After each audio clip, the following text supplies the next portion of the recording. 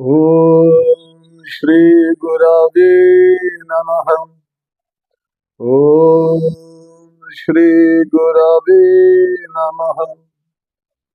ओम श्री गुरवे नमः। যার পুণ্যময়ী দর্শনকে অনুসরণ করে এই অনুবচন, সেই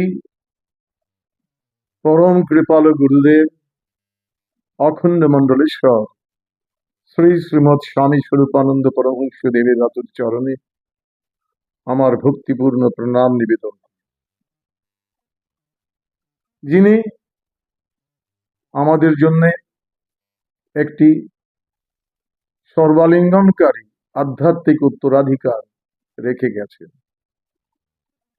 সর্বমত সর্বপথ যার, নিরন্তর সত্য আপনা, কেহ যার নাহি কবু পর, সর্বধর্মে সমান আদর। এই যে আধ্যাত্মিক উত্তরাধিকার, মত পথ সম্প্রদায় নির্বিশেষে সকলকে আপন বলে জানতে হবে।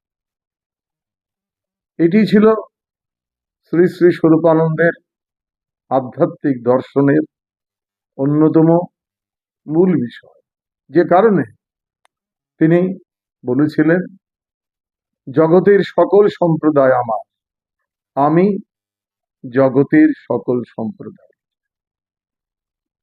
এই যে সর্বালিঙ্গনকারী প্রেম, এর মধ্য দিয়ে সনাতন ধর্মের একটি মূল বিষয় বাস্তবায়িত হয়। আমাদের ঋষিরা বলেছিলেন, আমাদের জীবন সকলের জন্য, যে কারণে তাদের শিক্ষা ছিল সঙ্গচ্ছধ্বম সংবদধ্বম সংবো মনাংসি জানতা। তোমরা সকলে একসঙ্গে চলো, একভাবে বলো। এই যে ঐক্যবদ্ধ পথ চলা, এটি সনাতন ধর্মের অন্যতম মৌলিক বিষয়। কিন্তু ইতিহাস সাক্ষ্য দেয়, আমরা এই ধারাকে অব্যাহত রাখতে পারিনি।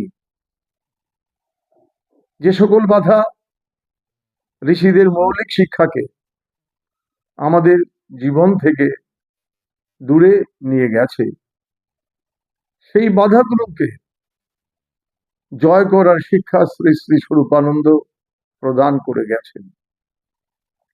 তিনি তার জীবনে কখনো স্বীকৃতি প্রত্যাশী হননি।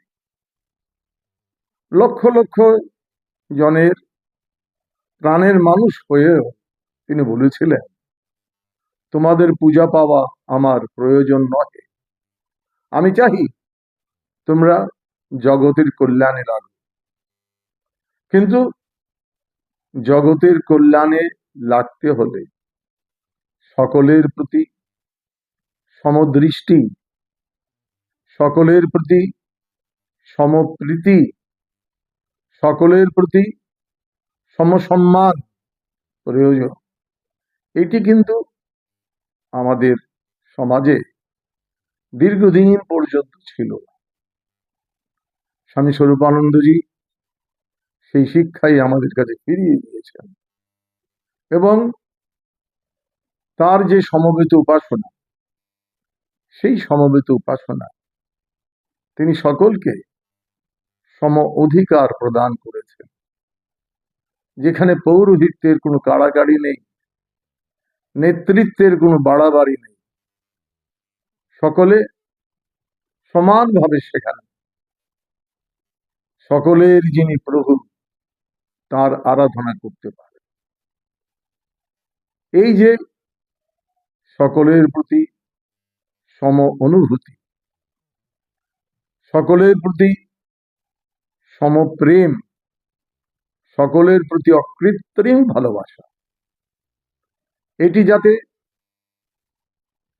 সকলের মনে গ্রহণযোগ্যতা পেতে পারে, তার জন্য তিনি সমবেত উপাসনার প্রবর্তন করেছিলেন।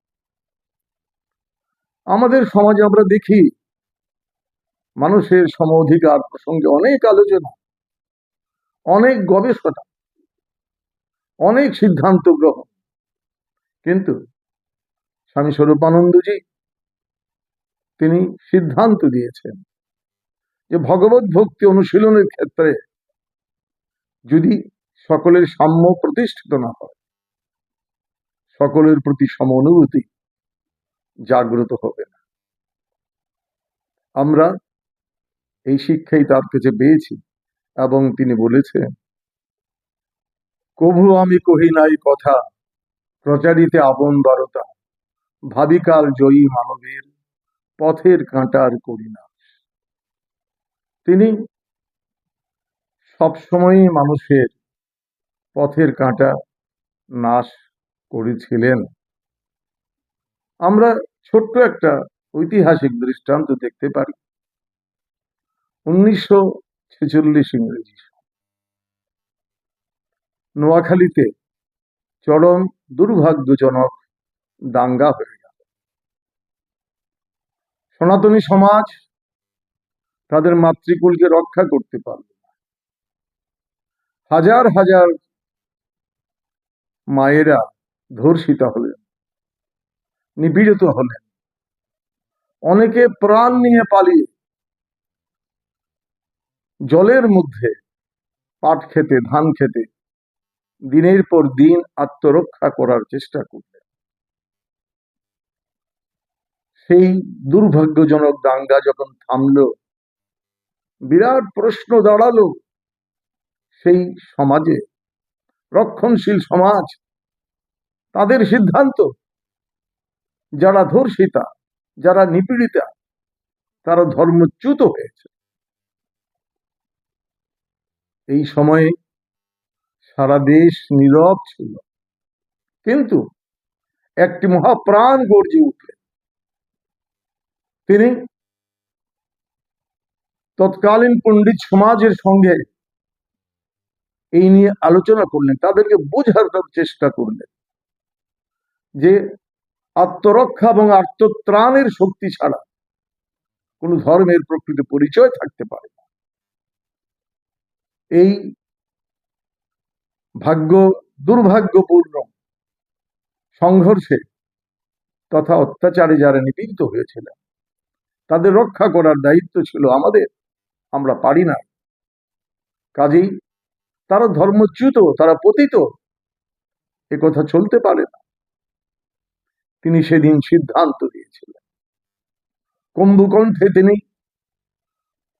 ঘোষণা করেছিলেন এবং রক্তিম লাল বর্ণে ছাপিয়ে তিনি প্যাম্পলেট তিনি বিতরণ করেছিলেন যে ব্রহ্ম গায়ত্রী মন্ত্র 3 বার উচ্চারিত হয়ে সেই সকল নিপীড়িতা মায়েদের যারা আমরা রক্ষা করতে পারিনি, তাদের চরণে, তাদের শিরে যদি সেই ব্রহ্ম গায়ত্রী মন্ত্র পূত বাড়ি ছিটিয়ে দেয়া হয়, তারা আবার স্বধর্মে তাদের পূর্ণ অধিকার প্রাপ্ত হবেন।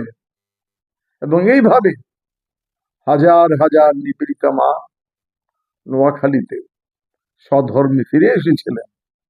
এই ইতিহাস আজ অনেকেই ভুলে গেছে, কিন্তু সেদিন স্বামী স্বরূপানন্দজি এই নিপীড়িতা মায়েদের পাশে দাঁড়িয়েছিলেন, এবং যারা রক্ষণশীল সমাজ কর্তৃক যারা চিরতরে ধর্মচ্যুত বলে গৃহীত হতে যাচ্ছিলেন, তাদেরকে আবার স্বধর্মে ফিরিয়ে এসেছিলেন।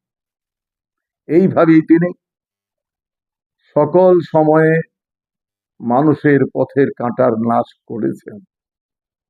তিনি কত তত্ত্বপূর্ণ বক্তব্য দিলেন, এর চাইতে অনেক বড় কথা, সমাজের এক মহাঘোর কালে নিপীড়িতা, অত্যাচারিত হাজার হাজার মাকে তিনি স্বধর্মে ফিরিয়ে এনেছিলেন। এটি এক অনন্য ইতিহাস। কিন্তু সমাজ আজ হয়তো অনেক রাষ্ট্রনায়কদের কথা মনে করে, কিন্তু যে সন্ন্যাসী এককভাবে সিদ্ধান্ত দিয়ে রক্ষণশীল সমাজকে তাদের মত পরিবর্তনে বাধ্য করে নিপীড়িতা মায়েদের আবার স্বধর্মে ফিরিয়ে এনেছিলেন। এই ভালোবাসা চিরকাল উজ্জ্বল হয়ে থাকবে। পতিত মানুষের উদ্ধারের এই ইতিহাস আজ সকলেরই জানা প্রয়োজন। শুভ নমস্কার।